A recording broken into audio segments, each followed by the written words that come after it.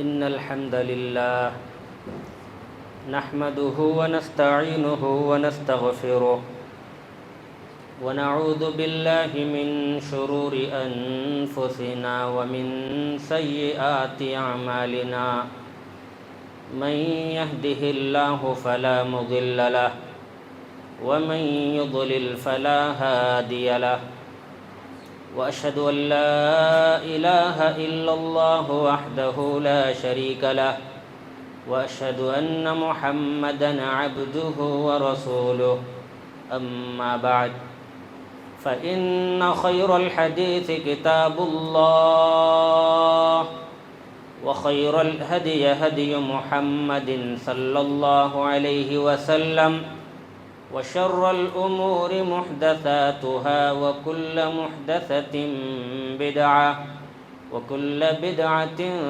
ضلالة وكل ضلالة في النار.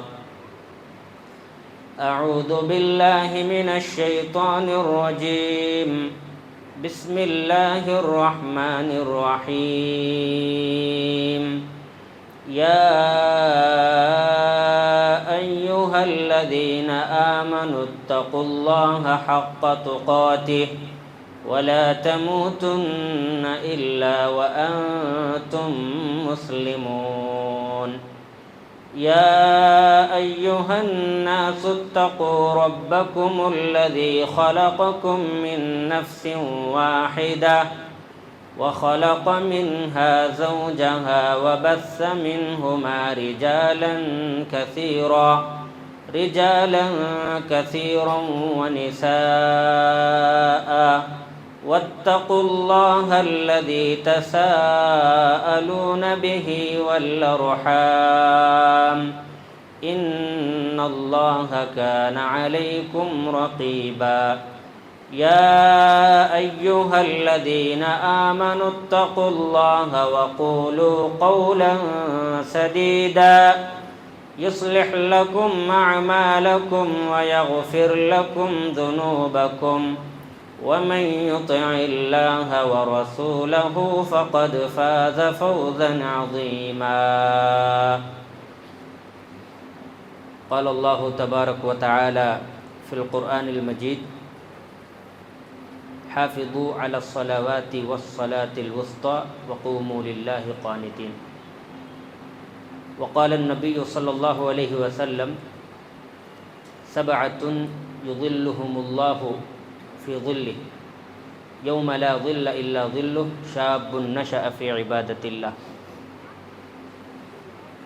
تمام قسم کی تعریفات وحدہ لا شریک خالق کائنات مالک ارض و سما کے لیے ہے.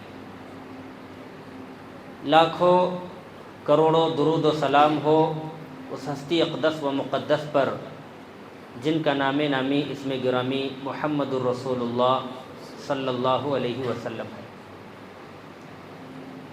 محترم حضرات، خطبہ جمعہ کی مناسبت سے جس عنوان کا انتخاب کیا گیا ہے وہ ہے نوجوانوں میں بگاڑ، اسباب و علاج. حضرات، اس بات میں کوئی شک نہیں ہے کہ جوانی کا دور نہایت ہی اہم دور ہوتا ہے. جوانی کا دور انسانی زندگی کا سب سے سنہرا دور ہوتا ہے. یہی وہ دور ہے جس میں انسان قوت و طاقت کا پہاڑ ہوتا ہے. یہی وہ دور ہے جس میں انسان زلزلوں اور طوفانوں کا بھی مقابلہ کرنے کی جرأت و جسارت کرتا ہے. جبکہ بڑھاپے کی وجہ سے انسان کی قوت اور طاقت بالکل ختم ہو جاتی ہے اور وہ انتہائی لاغر اور کمزور ہو جاتا ہے، بے کس، بے بس، مجبور، لاچار ہو جاتا ہے. تاریخ اسلام کا مطالعہ کرنے سے یہ بات معلوم ہوتی ہے کہ نوجوانوں نے ہی اسلامی تعلیمات پر عمل پیرا ہو کر دنیا کے بڑے سے بڑے قلعے فتح کیے ہیں۔ محمد الرسول اللہ صلی اللہ علیہ وسلم نے ایک مرتبہ دشمنوں کی سرکوبی کے لیے، دشمنوں کے فتنے کو ختم کرنے کے لیے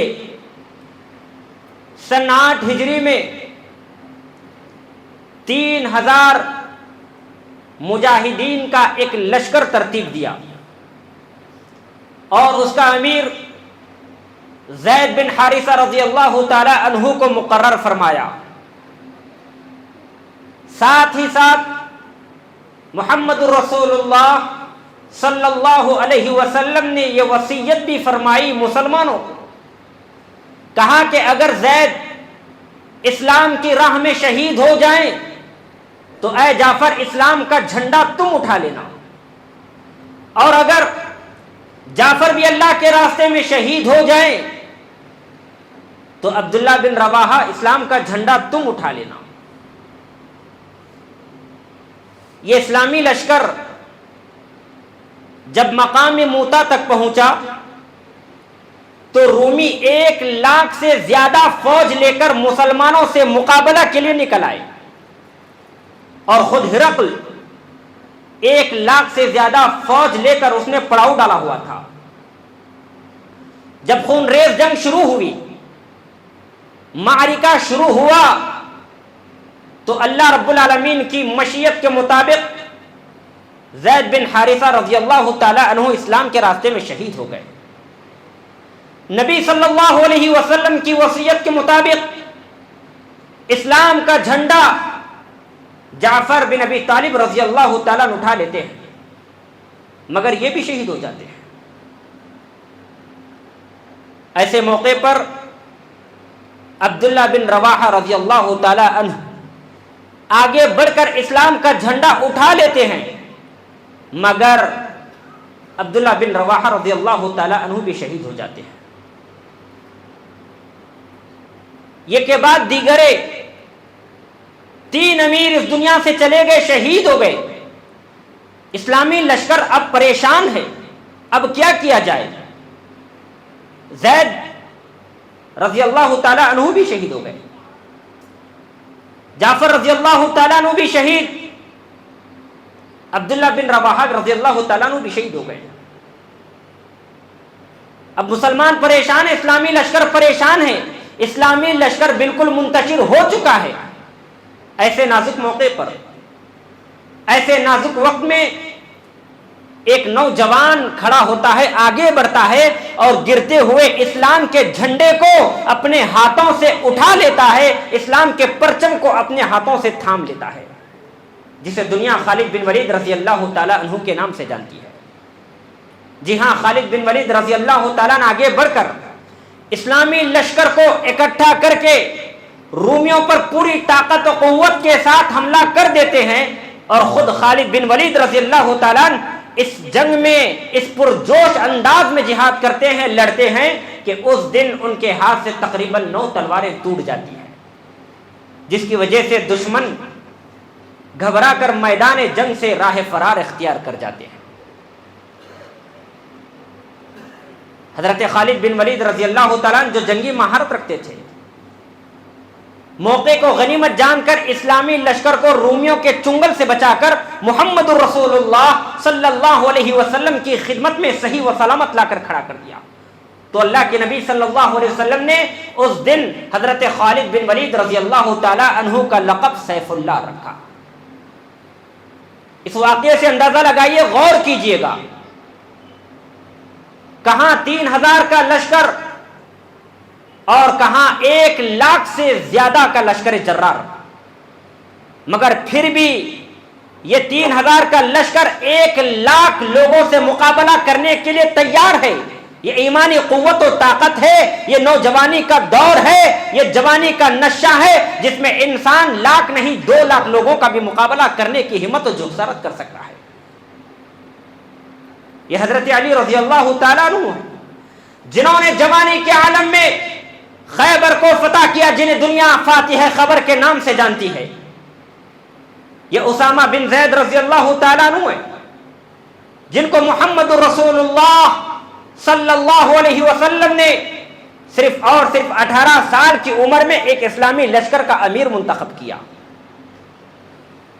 یہ محمد بن قاسم ہیں جنہوں نے سرزمین سندھ کے ایک عورت کی فریاد سن کر لبیک کہتے ہوئے سرزمین سندھ میں نمودار ہو کر دشمنوں کی اینٹ سے اینٹ بچا دی، اور اس خطے میں عدل و انصاف کا ایسا نظام قائم کیا کہ دشمن بھی ان کے گرویدہ ہو گئے۔ یہ سلطان صلاح الدین ایوبی ہیں، ان کو کون نہیں جانتا۔ یہ وہ شخصیت ہیں جنہوں نے جوانی کے عالم میں صہیونیوں سے، عیسائیوں سے جنگ کر کے بیت المقدس کو فتح کیا، جنہیں دنیا فاتح بیت المقدس کے نام سے جانتی ہے۔ حضرات، یہ وہ نوجوان ہیں جنہوں نے اسلام کے بڑے بڑے قلعے فتح کیے، حالات کا رخ بدلا، جہاں گئے کامیاب ہوئے۔ یہی وجہ ہے محمد الرسول اللہ صلی اللہ علیہ وسلم نے جوانوں کی اہمیت اور فضیلت، جوانی کی اطاعت و عبادت، اس کی فضیلت کے سلسلے میں بے شمار احادیث میں بیان فرمایا ہے۔ محمد الرسول اللہ صلی اللہ علیہ وسلم نے کہا: سبعۃ یظلھم اللہ فی ظلہ یوم لا ظل الا ظلہ، شاب نشأ فی عبادۃ اللہ۔ آپ علیہ الصلوۃ والسلام نے فرمایا کل قیامت کے دن اللہ تعالی 7 قسم کے لوگوں کو اپنے سائے میں جگہ دے گا، اور اس دن اللہ کے سائے کے سوا کسی اور کا سایہ نصیب نہیں ہوگا۔ شاب نشأ فی عبادت اللہ، ایک وہ نوجوان ہوگا جس نے اپنی جوانی نافرمانی میں نہ گزاری ہوگی، جس نے اپنی جوانی اللہ رب العالمین کی معصیت میں نہ گزاری ہوگی، جس نے اپنی جوانی حرام کاموں میں نہ گزاری ہوگی۔ شاب نشأ فی عبادت اللہ، ایک وہ نوجوان ہوگا جس کو اللہ تعالی کل قیامت کے دن اپنے سائے میں جگہ دے گا۔ وہ نوجوان وہ ہوگا جس نے اپنی جوانی اللہ کے عبادت میں گزاری ہوگی۔ تو جو انسان، جو نوجوان اپنی جوانی، اپنی عمر اللہ رب العالمین کی عبادت میں گزاری ہوگی، اللہ تعالیٰ ایسے نوجوان کو کل قیامت کے دن اپنے سائے میں جگہ دے گا۔ یہ کتنی اہمیت و فضیلت کی بات ہے، یہ نوجوانی کی عبادت ہے۔ ایک حدیث میں اللہ کے نبی محمد الرسول اللہ صلی اللہ علیہ وسلم نے خصوصاً نوجوانوں کو خطاب کر کے کہا، وقت کی قدر بتاتے ہوئے فرمایا: اغتنم خمسا قبل خمس، لوگوں 5 چیزوں سے پہلے غنیمت جان لو۔ آپ علیہ الصلوۃ والسلام نے فرمایا: حیاتک قبل موتک، وصحتک قبل سقمک، وفراغک قبل شغلک، وشبابک قبل حرمک، وغناک قبل فقرک۔ محمد الرسول اللہ صلی اللہ علیہ وسلم نے فرمایا اپنی زندگی کو موت سے پہلے غنیمت جان لو، وصحتک قبل سقمک، اپنی صحت کو بیماری سے پہلے غنیمت جان لو، وفراغک قبل شغلک، اپنی فراغت کو مصروفیت سے پہلے غنیمت جان لو، وشبابک قبل حرمک، اپنی جوانی کو بڑھاپے سے پہلے غنیمت جان لو، وغناک قبل فقرک، اور اپنی مالداری کو فقیری سے پہلے غنیمت جان لو، وشبابک قبل حرمک، اپنی جوانی کو بڑھاپے سے پہلے غنیمت جان لو۔ کیا مطلب ہے؟ مطلب یہ ہے اللہ تعالیٰ نے جس کو جوانی عطا فرمائی، اللہ رب العالمین نے جسے جوانی عطا فرمائی، اس جوانی کو ملحوظ خاطر رکھ کر وہ اللہ رب العالمین کی عبادت کرے۔ ایسا نہ ہو کہ جوانی کا دور لد جائے، ختم ہو جائے، ٹل جائے اور بڑھاپے میں آ ٹھہرا ہو، اور بڑھاپے میں اللہ رب العالمین کی عبادت بھی کرنا چاہتا ہو نہیں کر سکتا۔ اس لیے اپنی جوانی کو بڑھاپا آنے سے پہلے غنیمت جان کر اللہ رب العالمین کی عبادت کرو، اللہ کو راضی کرنے کی کوشش کرو، اللہ کو خوش کرنے کی کوشش کرو، اللہ رب العالمین کے اوامر کو بجا لانے کی کوشش کرو۔ وَشَبَابَكَ قَبْلَ حَرَمِكَ، یہی تو ہے اپنی جوانی کو بڑھاپے سے پہلے غنیمت جان لینا۔ ایک اور حدیث میں محمد الرسول اللہ صلی اللہ علیہ وسلم نے فرمایا، لا تزول قدم ابن آدم يوم القيامة من عند ربه حتى يسأل عن خمس، عن عمره فيما أفناه، وعن شبابه فيما أبلاه، وعن ماله من أين اكتسبه وفيما أنفقه وماذا عمل فيما علمه۔ محمد رسول اللہ صلی اللہ علیہ وسلم نے فرمایا، کل قیامت کے دن ابن آدم کے پاؤں حرکت نہ کر سکیں گے جب تک کہ اس سے 5 سوالوں کا جواب نہ لیا جائے گا۔ غور کیجئے گا، نوجوانوں سے خصوصی خطاب ہو رہا ہے، نوجوانوں کو نوجوانی کی قدر، اس کی اہمیت و فضیلت کے بارے میں بتایا جا رہا ہے۔ اللہ کے نبی نے فرمایا، ان عمرہ فیما افناہ، عمر کے بارے میں سوال ہوگا، ہم نے تمہیں عمر عطا کی تھی، تم نے اس عمر کو کہاں کھپائی۔ وعن شبابہ فیما ابلاہ، اور یہاں نوجوانی کا خصوصیت کے ساتھ ذکر کیا گیا ہے، جوانی کے بارے میں سوال ہوگا، جوانی تم نے کہاں کھپائی؟ کیا اللہ رب العالمین کی عبادت میں تم نے جوانی گزاری، یا پھر اللہ رب العالمین کی نافرمانی میں تم نے اپنی جوانی گزاری؟ وعن مالہ من این اکتسبہ وفیما انفقہ، مال کے بارے میں سوال ہوگا، مال کو تم نے کہاں سے کمایا اور کہاں پر خرچ کیا۔ علم کے تعلق سے سوال ہوگا، علم کے مطابق تم نے عمل کہاں کہاں پر کیا۔ تو محترم حضرات، یہ 5 سوالات ہوں گے، سوالات 5 ہیں، مگر جواب اللہ کے نبی صلی اللہ علیہ وسلم نے 4 عطا کیا۔ تو جوانی کے تعلق سے خصوصی سوال ہوگا، وعن شبابہ فیما ابلاہ، جوانی کہاں کھپائی۔ مگر افسوس کا مقام ہے محترم حضرات، جوانی کی اتنی اہمیت و فضیلت کے باوجود آج کا نوجوان صوم و صلاۃ کی پابندی کی بجائے اللہ رب العالمین کے احکامات کے مطابق عمل کرنے کی بجائے، والدین کی اطاعت و فرما برداری کرنے کی بجائے، قرآن مجید میں غور و فکر کرنے کی بجائے، سر سے پاؤں تک آج کا نوجوان گناہوں میں ڈوبا ہوا ہے۔ سگریٹ نوشی، شراب نوشی، سود کھانا، جھوٹ بولنا، زنا کرنا، گالی گلوچ کرنا، لڑائی جھگڑا کرنا، راتوں میں جاگنا، والدین کو مارنا، بڑوں کا احترام نہ کرنا، لبرل ذہن کے نام پر، آزادی کے نام پر عورتوں کے ساتھ، لڑکیوں کے ساتھ گفتگو کرنا، عشق و معاشقہ کرنا، پیار و محبت کرنا، رقص و سرور کی محفلیں منعقد کرنا، ناچنا گانا، دیگر حرام کاموں کا ارتکاب کرنا اور آوارہ پن کا مظاہرہ کرنا، یہ آج کے نوجوان کی عادت بن چکی ہے۔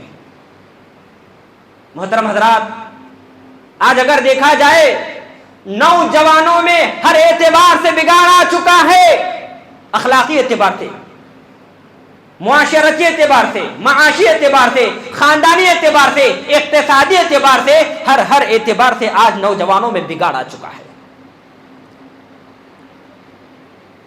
کوئی ایسا پہلو نہیں ہے، کوئی ایسا پہلو تشنا نہیں ہے جہاں پر نوجوانوں میں بگاڑ نہ آیا ہو۔ آپ غور کیجئے گا، ہمارا نوجوان نمازیں پڑھنے میں پیچھے، ہمارا نوجوان گالی دینے میں آگے، ہمارا نوجوان حرام کاموں کا ارتکاب کرنے میں آگے، ہمارا نوجوان فسق و فجور کرنے والا، ہر اعتبار سے نوجوانوں میں بگاڑ آ چکا ہے۔ انہیں بگاڑوں میں سے ایک بگاڑ نمازوں کی حفاظت کا نہ کرنا ہے۔ آج افسوس کا مقام ہے اور یہ حقیقی بات ہے، نوجوان آج نمازوں کی حفاظت نہیں کرتا۔ اگر یقین نہ آتا تو آپ 5 وقتہ نمازوں میں حاضر ہو کر دیکھیں، سب سے پہلے بزرگ ہی آپ کو پہلی صف میں نظر آئیں گے۔ نوجوان یا تو آئیں گے ہی نہیں، آئے تو پھر پیچھے صف میں آپ کو شامل ہیں۔ اللہ رب العالمین نے قرآن مجید میں ارشاد فرمایا، حافظوا علی الصلوات والصلاة الوسطی وقوموا للہ قانتین، لوگوں نمازوں کی حفاظت کرو، خصوصاً نماز عصر کی حفاظت کرو۔ اور محمد رسول اللہ صلی اللہ علیہ وسلم نے فرمایا، عمران بن حسین رضی اللہ تعالیٰ عنہ اللہ کے نبی کے پاس آئے اور کہا، کانت بی بواسیر فسألت النبی صلی اللہ علیہ وسلم عن الصلاة قال فصل قائما فإن لم يستطع فقاعدا وإن لم يستطع فعلى جنب۔ عمران بن حسین رضی اللہ تعالیٰ عنہ کہتے ہیں، مجھے بواسیر کی بیماری لاحق تھی۔ میں خصوصاً نوجوانوں سے گزارش کر رہا ہوں۔ عمران بن حسین اللہ کے نبی کے پاس آ کر کہتے ہیں، اے اللہ کے نبی مجھے بواسیر لاحق ہے، میرے نماز کا کیا حل ہے؟ تو اللہ کے نبی نے فرمایا، فصل قائما، نماز کھڑے ہو کر پڑھو، اگر نماز کھڑے ہو کر پڑھنے کی طاقت نہیں ہے فقاعدا، نماز بیٹھ کر پڑھ لو۔ اللہ کے نبی نے یہ نہیں کہا کہ تمہیں بواسیر کی بیماری لاحق ہے، جاؤ تمہارے لیے نماز معاف ہے۔ اللہ کے نبی نے ایسا نہیں کہا۔ کیوں؟ اس لیے کہ اللہ کے نبی کو معلوم ہے نمازوں کی کتنی اہمیت ہے، کتنی فضیلت ہے۔ یہی وہ نماز ہے جس کے ذریعے سے ایک انسان کو پہچانا جا سکتا ہے یہ مسلمان ہے یا کافر۔ اللہ کے نبی نے فرمایا، اگر بیٹھ کر کے بھی نماز پڑھنے کی طاقت نہیں رکھتے فعلی جنب، تو لیٹ کر نماز پڑھ لو۔ کسی بھی حالت میں نماز معاف قرار نہیں دی گئی۔ عبداللہ بن ام مکتوم رضی اللہ تعالیٰ عنہ ایک نابینا صحابی ہے۔ اللہ کا فضل و کرم ہے، اللہ تعالیٰ ہمیں صحت و تندرستی عطا فرمائی ہے، جسمانی طاقت ہمارے اندر موجود ہے، اللہ تعالیٰ نے ہمیں بینائی بھی عطا فرمائی ہے، صحت مندی عطا فرمائی ہے، مگر افسوس کا مقام ہے نوجوان اتنا تباہ ہو چکا ہے، اللہ تعالیٰ کی لاکھ نعمتوں کے باوجود اللہ رب العالمین کا شکر بجا لانے کے لیے نماز ادا نہیں کرتا۔ یہ نابینا صحابی اللہ کے نبی کے پاس آئے، کیا کہا؟ یا رسول اللہ انہ لیس لی قائد یلازمنی الی المسجد فہل لی رخصہ ان اصلی فی بیتی۔ ایک نابینا صحابی اللہ کے نبی کے پاس آئے اور کہا، اے اللہ کے نبی صلی اللہ علیہ وسلم، میں نابینا ہوں، میں دیکھ نہیں پاتا، کیا میرے لیے رخصت ہے کہ میں گھر میں نماز ادا کروں؟ اور میرے پاس کوئی ایسا آدمی بھی نہیں ہے جو مجھے مسجد کی طرف لائے، کیا ایسے وقت میں میرے لیے رخصت ہے میں گھر میں نماز ادا کروں؟ تو اللہ کے نبی نے کیا کہا؟ نوجوانوں سنو، آپ نے فرمایا، هل تسمعون ندا بالصلاۃ، کیا تمہیں اذان کی آواز سنائی دیتی ہے؟ قال نعم قال فاجب۔ عبداللہ بن ام مکتوم نے کہا، جی ہاں اے اللہ کے نبی، اذان کی آواز سنائی دیتی ہے۔ تو اللہ کے نبی نے فرمایا، تب تو تمہارے لیے ضروری ہے تم مسجد میں آ کر نماز ادا کرو۔ آج کا نوجوان نمازوں سے بالکل غافل ہو چکا ہے۔ راتوں میں اکثر مشاہدہ کیا جاتا ہے، نوجوان ہوٹلوں، بازاروں، گلیوں، سڑکوں، چبوتروں میں آوارہ قسم کے دوستوں، بدماش قسم کے دوستوں کے ساتھ بیٹھ کر طنز و مزاح میں، رقص و سرور محفلیں منعقد کرنے میں، موسیقی سننے میں اپنا وقت ضائع کر رہے ہیں۔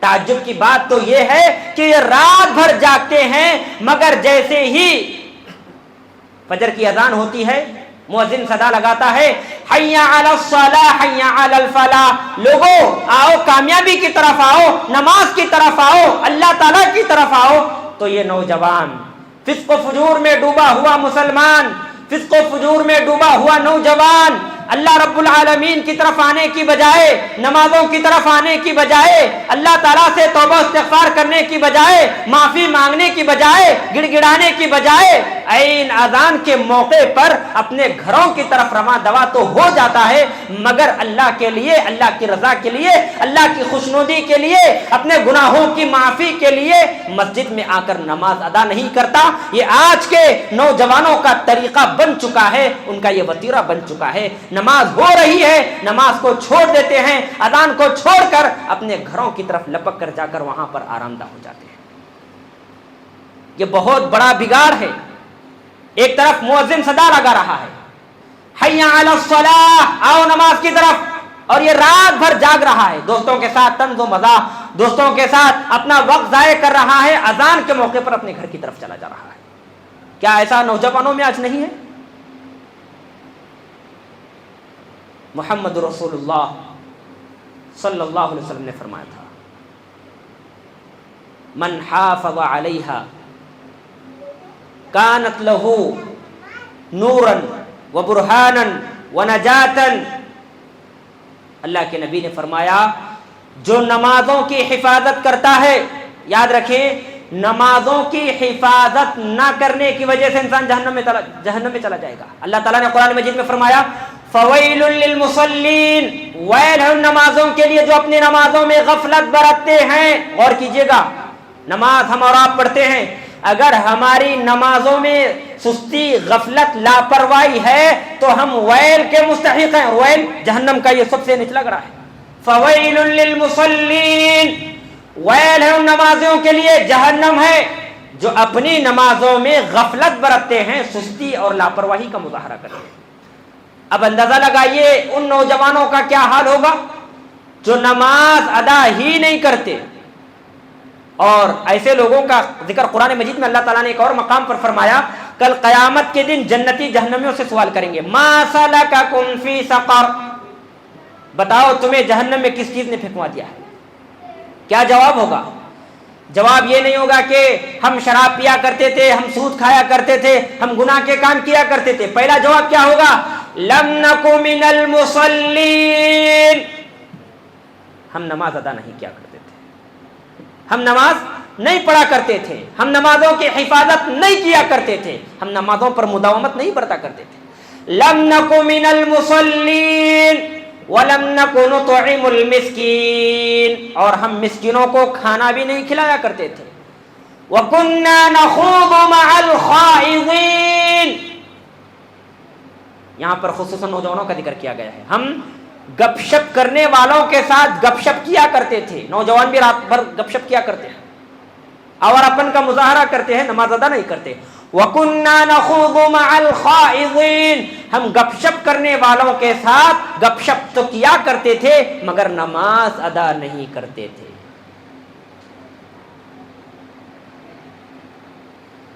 اللہ کے نبی نے فرمایا ایک حدیث میں، من حافظ علیہا کانت لہ نورا و برہانا و نجاتا یوم القیامہ،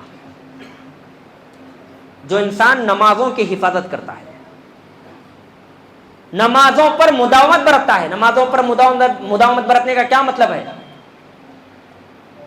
اس کا مطلب یہ ہے سال ہا سال چلے جائیں، 10 سال 20 سال 30 سال گزر جائیں اور آپ کی ایک بھی نماز جماعت کے ساتھ تکبیر اولا کے ساتھ چھوٹنے نہ پائے۔ یہ ہے نمازوں کی مداومت، یہ ہے نمازوں کی حفاظت۔ سعید بن مسیب رحمت اللہ علیہ کے تعلق سے آتا ہے، وہ کہتے ہیں ما فاتتنی صلاۃ الجماعہ منذ 40 سنہ، کیا کہتے ہیں؟ کہتے ہیں میں نے 40 سال سے، یعنی میری 40 سال سے کوئی نماز تکبیر اولا کے ساتھ فوت نہیں ہوئی۔ 40 سال یہ معمولی عرصہ نہیں ہے، 40 سال۔ تو یہ نمازوں کی مداومت ہے، یہ نمازوں کی حفاظت کرنا ہے۔ تو اللہ کے نبی نے ایسے ہی لوگوں کے بارے میں کہا جو انسان نمازوں کی حفاظت کرتا ہے، کل قیامت کے دن اس کے لیے نور ہے، برہان ہے، اور کل قیامت کے دن اس کے لیے نجات ہے۔ نجات کا کیا مطلب؟ یعنی وہ جہنم میں نہیں جائے گا، جہنم سے اس کے لیے نجات ہے۔ وَمَن لَّمْ يُحَافِظْ عَلَيْهَا لم يكن له نور ولا برهان ولا نجاة وكان يوم القيامة مع فرعون وهامان وقارون وأبي بن خلف اور جو انسان نمازوں کی حفاظت نہیں کرتا اس کے لیے نہ نور ہے نہ برہان ہے، اور نہ ایسے انسان کے لیے کل قیامت کے دن نجات ہے۔ وَكَانَ يَوْمَ الْقِيَامَةِ، اور قیامت کے دن یہ کس کے ساتھ ہوگا؟ فرعون کے ساتھ، حامان کے ساتھ، قارون کے ساتھ، ابی بن خلف کے ساتھ ہوگا۔ اور یہ چاروں لوگ کہاں ہوں گے کل قیامت کے دن؟ یہ چاروں لوگ کل قیامت کے دن جہنم میں ہوں گے۔ اس کا مطلب یہ ہے جو انسان نمازوں کی حفاظت نہیں کرتا، نماز ادا نہیں کرتا، کل قیامت کے دن نماز ادا نہ کرنے والا مسلمان ان چاروں لوگوں کے ساتھ جہنم میں ہوگا۔ تو ہمارے نوجوانوں میں سب سے خطرناک بگاڑ نمازوں کی حفاظت کا نہ کرنا ہے۔ اسی طرح دوسرا بگاڑ والدین کی نافرمانی کرنا اور والدین کو بوڑھا ہونے کے بعد اولڈ ایج ہوم میں داخل کرنا۔ یہ بھی زبردست بگاڑ نوجوانوں میں پایا جا رہا ہے۔ آئے دن اخبارات میں یہ خبریں شائع ہوتی رہتی ہیں کہ فلاں بیٹے نے اپنے باپ کے ساتھ، اپنے والدین کے ساتھ بدسلوکی کی، فلاں بچے نے شراب کے نشے میں مدہوش ہو کر اپنے باپ کا قتل کیا، فلاں بچے نے پیسے نہ دینے کی وجہ سے اپنے والدین کو قتل کر ڈالا۔ یہ آئے دن واقعات اخبارات کی زینت بنتے رہتے ہیں۔ ابھی پچھلے دنوں لکھنؤ سے یہ خبر آئی تھی کہ لکھنؤ میں ایک ریٹائرڈ فوجی کی بیوی کا انتقال ہو گیا، اس کے 2 بچے تھے اور اس کے دونوں بچے امریکہ میں رہا کرتے تھے، اور لکھنؤ کے عالی شان بنگلے میں یہ میاں بیوی رہا کرتے تھے۔ ایک دن ریٹائرڈ فوجی کی بیوی کا انتقال ہوا تو اس نے اپنے بچوں کو اطلاع دی۔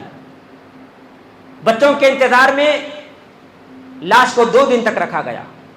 جب چھوٹا بیٹا آیا تو باپ نے بڑا بیٹا نہ آنے کی وجہ پوچھی۔ بچے نے جواب دیا، بھیا نے کہا ہے ماں کا انتقال ہوا ہے، تم چلے جانا، باپ کے انتقال پر میں چلا جاؤں گا۔ اللہ اکبر! سوچئے یہ جملے باپ کے سینے پر کس طرح وار کیے ہوں گے۔ یہ جملے بڑے بیٹے کے یہ جملے باپ کے سینے میں گولی کی طرح لگے، لہذا یہ کمرے کے اندر داخل ہوا، کمرہ بند کر دیا، دروازہ بند کر کے کاغذ پر کچھ لکھ کر اپنے آپ کو گولی سے مار کر ہلاک کر دیا۔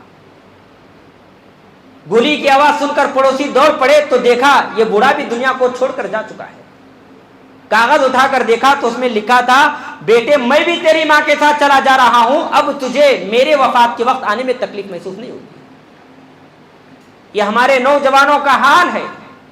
کتنے ایسے نوجوان ہیں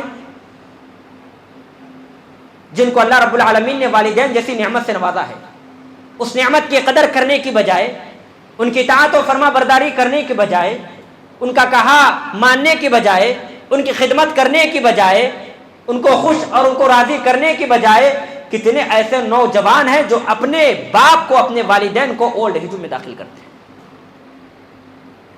ہندوستان میں اگر سروے کیا جائے تو کئی سو اولڈ ایج ہوم ہیں جس میں ہزاروں بزرگ والدین گزر بسر کر رہے ہیں۔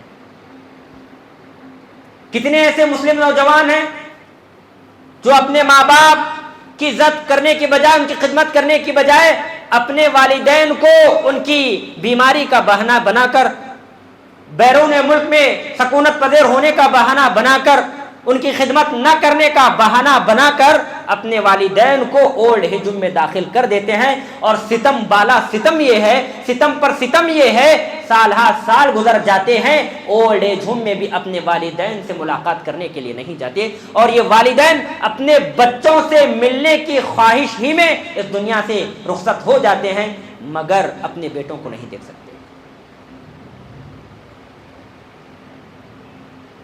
یہ آج کا نوجوان ہے، پیدا کرنے والے ماں باپ کو گالیاں دیتا ہے، سب و شتم کرتا ہے، ان پر ہاتھ اٹھاتا ہے، ان کو مارتا پیٹتا ہے، اور ان کی خدمت کرنے کی بجائے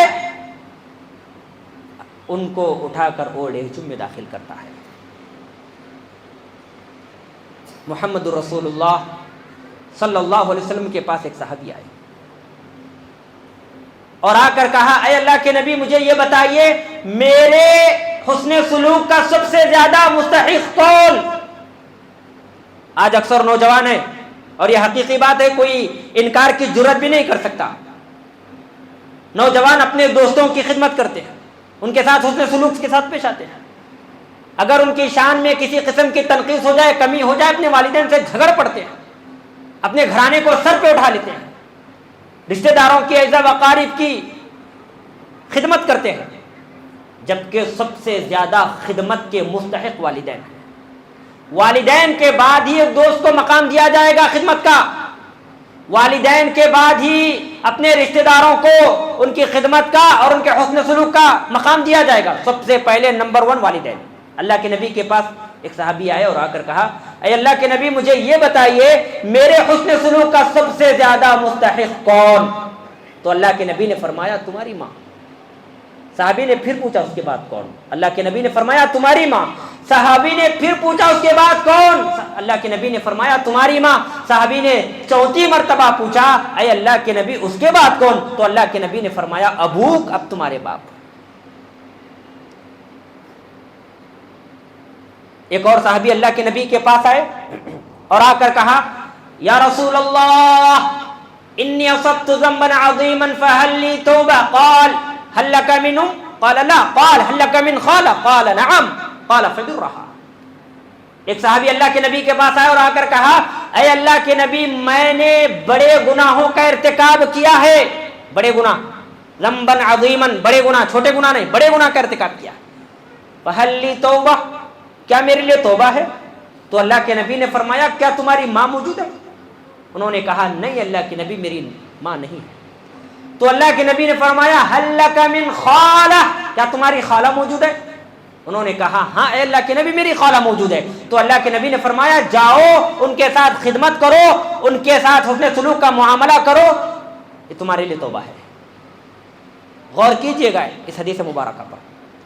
جو انسان خالہ کی خدمت کر کے ان کے ساتھ حسن سلوک کا معاملہ کر کے جنت میں داخل ہو سکتا ہے, اپنے گناہوں کی مغفرت طلب کر سکتا ہے, اس کے گناہ ختم ہو سکتے ہیں, اس کی توبہ قبول ہو سکتی ہے, تو جو انسان والدین کی اطاعت کرے گا, ان کی فرما برداری کرے گا, ان کے ساتھ حسن سلوک کا معاملہ کرے گا, ان کی خدمت کرے گا, تو ایسے انسان کی توبہ کیسے قبول نہیں ہوگی؟ ایسے انسان کے گناہ کیسے معاف نہیں ہوگی؟